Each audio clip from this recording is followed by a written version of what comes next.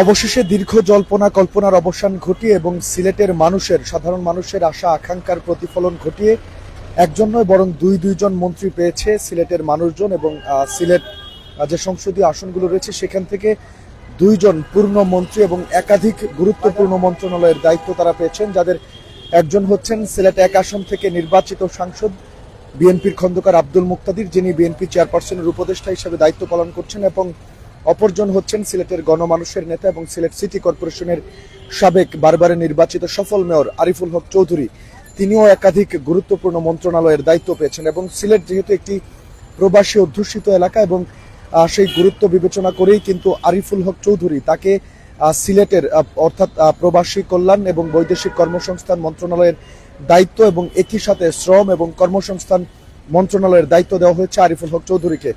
সেই সাথে খন্দকার আব্দুল মুক্তাদির তাকে বাণিজ্য এবং একই সাথে শিল্প এবং পাট ও বস্ত্র মন্ত্রণালয়ের দায়িত্ব দেওয়া হয়েছে। অর্থাৎ এর মধ্য দিয়ে সিলেটবাসীর আশা আকাঙ্ক্ষার প্রতিফলন ঘটেছে এবং আরিফুল হক চৌধুরী তিনি দুইটি গুরুত্বপূর্ণ মন্ত্রণালয় তথা শ্রম কর্মসংস্থান মন্ত্রণালয় এবং একই সাথে প্রবাসী কল্যাণ ও বৈদেশিক কর্মসংস্থান মন্ত্রণালয়ের দায়িত্ব পেয়েছেন। আর খন্দকার আব্দুল মুক্তাদির বিএনপি চেয়ারপারসনের উপদেষ্টা, সিলেট 1 আসনের সাংসদ, তিনি পেয়েছেন বাণিজ্য মন্ত্রণালয়ের মতো গুরুত্বপূর্ণ মন্ত্রণালয়ের দায়িত্ব এবং একই সাথে পেয়েছেন শিল্প মন্ত্রণালয়ের দায়িত্ব, পেয়েছেন পাট ও বস্ত্র মন্ত্রণালয়ের দায়িত্ব। অর্থাৎ এই দুইজন মিলে এই 5টি গুরুত্বপূর্ণ মন্ত্রণালয়ের দায়িত্ব সিলেটের গণমানুষের নেতা বিএনপির নেতা আরিফুল হক চৌধুরী এবং খন্দকার আব্দুল মুক্তাদির তারা দুইজন পেয়েছেন। এবং এর মধ্য দিয়ে সিলেটবাসী মনে করছেন তাদের যে আশা আকাঙ্ক্ষা ছিল, তাদের যে দাবি ছিল দীর্ঘদিনের, সেই দাবির প্রতিফলন ঘটেছে। ত্রয়োদশ জাতীয় সংসদ নির্বাচনের পর সিলেটবাসীর যে প্রত্যাশা, সেই প্রত্যাশা অনুযায়ী তারা রায় পেয়েছেন এবং সিলেটের দুইজন নেতা, সিলেটের দুইজন সাংসদ তারা মন্ত্রী হিসেবে প্রতিনিধিত্ব করছেন সিলেট থেকে এবং অত্যন্ত গুরুত্বপূর্ণ মন্ত্রণালয়ের দায়িত্ব পেয়েছেন। এবং এতে করে সিলেট যে দীর্ঘদিন ধরে উন্নয়ন বঞ্চনার শিকার, সেই উন্নয়ন বঞ্চনা এবার ঘুচবে এবং সিলেটের যে সকল অসমাপ্ত উন্নয়ন কাজগুলো রয়েছে, বিশেষ করে ঢাকা সিলেট হাইওয়ের কাজ, সিলেট বিমানবন্দরের কাজ, সিলেট ঢাকা রেল পথের যে কাজ, সেই কাজগুলো দ্রুত বাস্তবায়ন হবে এবং সিলেটে এবার ব্যাপক উন্নয়নের ছোঁয়া লাগবে, যেমনটা লেগেছিল বিএনপির প্রয়াত নেতা এম সাইফুর রহমানের আমলে। যেমনটা অভূতপূর্ব উন্নয়ন সিলেটে হয়েছিল, ঠিক একইভাবে সিলেটে উন্নয়ন হবে। কেননা আরিফুল হক চৌধুরী তিনি ইতিমধ্যেই পরীক্ষিত একজন উন্নয়ন কাজে তিনি পরীক্ষিত একজন নেতা এবং সিলেটের ব্যাপক উন্নয়ন সিলেট সিটি কর্পোরেশনের মেয়র থাকাকালীন তিনি করেছেন। এবং আব্দুল মুক্তাদির তিনিও অত্যন্ত শিক্ষিত এবং সজ্জন ব্যক্তি, তিনিও সিলেটের উন্নয়ন করবেন। এবং যেহেতু তার যে নির্বাচনী ইশতেহার ছিল, সেই ইশতেহারে সিলেটের একাধিক উন্নয়নের কথা তিনি বলেছেন, সিলেটের গণমানুষের কথা তিনি দাবির কথা তিনি বলেছেন। সেক্ষেত্রে মানুষজন মনে করছেন তারা দুইজনই যেহেতু গুরুত্বপূর্ণ মন্ত্রণালয়ের দায়িত্ব পেয়েছেন, তাই এই কাজগুলো করতে তাদের খুব একটা বেগ পেতে হবে না, অর্থাৎ খুব সহজেই কিন্তু তারা সিলেটের উন্নয়ন করতে পারবেন। সিলেটের মানুষের দাবি দাবা আদায়ে তারা অগ্রণী ভূমিকা রাখবেন এবং তাদের কণ্ঠ সবসময় বলিষ্ঠ থাকবে, এমনটি কিন্তু সিলেটের মানুষ প্রত্যাশা করছেন। তবে আরো বেশ কিছু নাম, বিশেষ করে সিলেটের বিশ্বনাথের কৃতি সন্তান বিএনপির যুগ্ম মহাসচিব হুমায়ুন কবির সাহেব, তিনি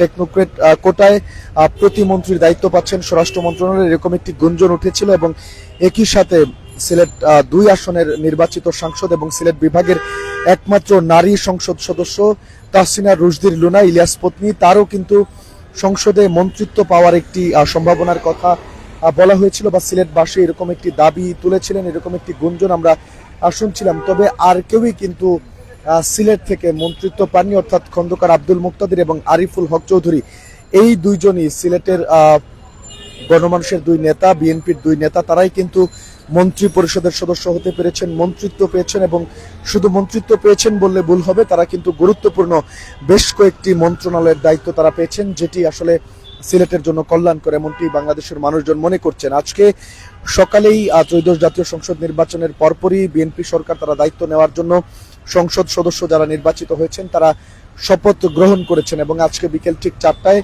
বাংলাদেশ সরকারের গণপ্রজাতন্ত্রী বাংলাদেশ সরকারের মাননীয় রাষ্ট্রপতি, মহামান্য রাষ্ট্রপতি, তিনি শপথ পাঠ করিয়েছেন। আমরা দেখেছি মন্ত্রী পরিষদের সদস্য যারা হয়েছেন তাদেরকে শপথ পাঠ করিয়েছেন এবং একই সাথে প্রতিমন্ত্রী যারা হয়েছেন সেই মন্ত্রী পরিষদ সদস্যদের তাদেরকেও মহামান্য রাষ্ট্রপতি বা গণপ্রজাতন্ত্রী বাংলাদেশ সরকারের তিনি শপথ বাক্য পাঠ করিয়েছেন। এবং এরপর পরই আমরা দেখেছি এর আগেই ঠিক তার আগেই কিন্তু বাংলাদেশের নতুন প্রধানমন্ত্রী হিসেবে এবং দীর্ঘদিন পর প্রথম নতুন পুরুষ প্রধানমন্ত্রী হিসেবে শপথ বাক্য পাঠ করিয়েছেন তারেক রহমানকে, বিএনপি চেয়ারপারসন তারেক রহমান, যিনি সিলেটের জামাই বলে খ্যাত এবং সিলেটিরা তাকে দুলাভাই বলে সম্বোধন করে থাকে এবং তাকে হাফ সিলেটি বলে তারা সম্বোধন করে থাকেন। এবং তিনি নিজেই বলেছেন তিনি হাফ সিলেটি, অর্থাৎ সিলেটকে প্রতিনিধিত্ব করেন, সিলেটের কথা ভাবেন বা সিলেটের গণমানুষের কথা তুলে ধরবেন, এরকম তিনজন মানুষই বলা চলে। খন্দকার আব্দুল মুক্তাদির, আরিফুল হক চৌধুরী এবং একই সাথে হাফ সিলেটি বা সিলেটের জামাই বিএনপি চেয়ারম্যান তারেক রহমান, যিনি প্রধানমন্ত্রী হিসেবে দায়িত্ব নিয়েছেন। এই তিনজন মানুষেরই যেহেতু সিলেটের সাথে ওতপ্রোতভাবে তারা জড়িত এবং আত্মার সম্পর্ক রয়েছে, সেক্ষেত্রে সিলেটের মানুষজন প্রত্যাশা করছেন এবার সিলেট যে উন্নয়ন বঞ্চনার শিকার দীর্ঘদিন ধরে, সেটি এবার ঘুচতে চলেছে। এই কলঙ্ক সিলেটের ঘুচতে চলেছে এবং সিলেটের আনাচে কানাচ থেকে শুরু করে অন্যান্য যে সকল উন্নয়ন হওয়ার কথা রয়েছে দীর্ঘদিন ধরে, যে উন্নয়ন কাজগুলো অর্ধেক পথে আটকে আছে, সেই কাজগুলো এবার দ্রুত সমাপ্ত হবে, এমনটাই কিন্তু মানুষজন প্রত্যাশা করছেন। এবং এর মধ্য দিয়ে দেশের মানুষ মনে করছে তথা সিলেটের মানুষ মনে করছে এতদিন যে একটা মব সন্ত্রাস হচ্ছিল, একটা বিশৃঙ্খল পরিস্থিতি দেশে ছিল, সেটার এবার অবসান ঘটতে যাচ্ছে। কেননা দেশে একটি নির্বাচিত সরকার দেশের দায়িত্ব নিয়েছে, তাই দেশের অভূতপূর্ব উন্নয়ন এবং শান্তি শৃঙ্খলার দিকটি সেটি কিন্তু ফিরে আসবে, এমনটাই দেশের মানুষজন প্রত্যাশা করছেন। এবং এই প্রত্যাশা নিয়েই কিন্তু মন্ত্রী পরিষদ সদস্যরা, একই সাথে সংসদ সদস্যরা তারা মন্ত্রী পরিষদে যাচ্ছেন এবং তাদের গুরুত্বপূর্ণ দায়িত্ব পালন করবেন, এই প্রত্যাশাই মানুষজন রাখছেন। একই সাথে আপনাদেরকে বলে রাখতে চাই, বিরোধী দল হিসেবে জামায়াতে ইসলামী মনোনীত যে সমর্থিত যে 11 দলীয় জোট রয়েছে, তারা কিন্তু শপথ নিয়েছে। যদিও সকালে তারা যেহেতু বিএনপি সংস্কার পরিষদের সদস্য হিসেবে তারা শপথ নিচ্ছেন না এখনই, সেই দিকটি কথা বলে বা সেটি আসলে জুলাইয়ের সাথে যাচ্ছে না এরকম একটি মন্তব্য করে, বা জুলাই সংস্কার বা গণভোটের কার্যক্রমগুলো, সংস্কারগুলো কতটুকু বাস্তবায়িত হবে, এই প্রশ্ন রেখে জামায়াতে এবং 11 দলীয় জোট তারা কিন্তু শপথ নিতে প্রথমে অনীহা প্রকাশ করলেও পরবর্তীতে আমরা দেখেছি জামায়াতে ইসলামী তথা 11 দলীয় জোট মনোনীত যে সকল প্রার্থীরা সংসদ সদস্য নির্বাচিত হয়েছেন, পরবর্তীতে কিন্তু তারাও শপথ গ্রহণ করেছেন। এবং এই শপথ অনুষ্ঠানটি এক বার্তায় এনসিপির জ্যেষ্ঠ নেতা আক্তার তিনি যেমনটা নিশ্চিত করেছেন যে তারা এই শপথ গ্রহণ অনুষ্ঠান, মন্ত্রিসভার শপথ গ্রহণ অনুষ্ঠান, তারা এটি বয়কট করেছেন, তারা এটি বর্জন করেছেন এবং এখানে তারা উপস্থিত হবেন না।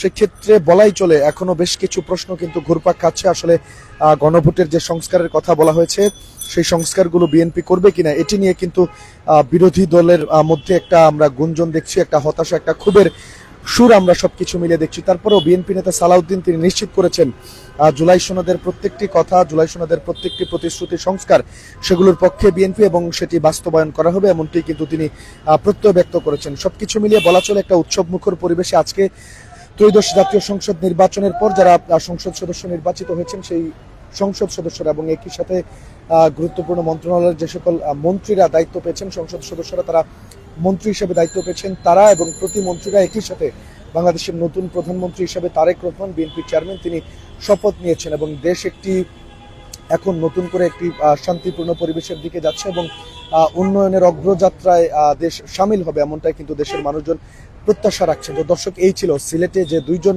মন্ত্রিত্ব পেয়েছেন, অর্থাৎ আরিফুল হক চৌধুরী এবং খন্দকার আব্দুল মুক্তাদির, তারা দুইজনই বিএনপি চেয়ারপারসনের উপদেষ্টা এবং গুরুত্বপূর্ণ দায়িত্ব পালন করছিলেন বিএনপির এবং সিলেটেরও গণমানুষের নেতা। এবং একই সাথে আরিফুল হক চৌধুরী তিনি সিলেট সিটি কর্পোরেশনের সাবেক মেয়র ছিলেন। এই দুইজনই কিন্তু তারা গুরুত্বপূর্ণ মন্ত্রণালয়ের, একাধিক মন্ত্রণালয়ের দায়িত্ব তারা পেয়েছেন এবং খন্দকার আব্দুল মুক্তাদির তিনি বাণিজ্য মন্ত্রণালয়, শিল্প মন্ত্রণালয় এবং পাট ও বস্ত্র মন্ত্রণালয়, এই তিনটি গুরুত্ব মন্ত্রণালয়ের দায়িত্ব তিনি পেয়েছেন। এবং একই সাথে আরিফুল হক চৌধুরী তিনি কিন্তু শ্রম ও কর্মসংস্থান এবং একই সাথে গুরুত্বপূর্ণ এবং সিলেটের জন্য সবচেয়ে যে দরকার যেটি ছিল, অর্থাৎ প্রবাসী কল্যাণ ও বৈদেশিক কর্মসংস্থান মন্ত্রণালয়ের দায়িত্ব তিনি পেয়েছেন। সেই খবরাখবর আপনাদেরকে জানাচ্ছিলাম আমি নিবেন্দু তালুকদার। সিলেট বিউ সরাসরি সম্প্রচারে আপনারা যুক্ত ছিলেন। সবাইকে ধন্যবাদ জানাচ্ছি এবং পরবর্তী আপডেট পেতে অবশ্যই সিলেট বিউর পর্দায় চোখ রাখবেন, এই প্রত্যাশা রেখে বিদায় নিচ্ছি।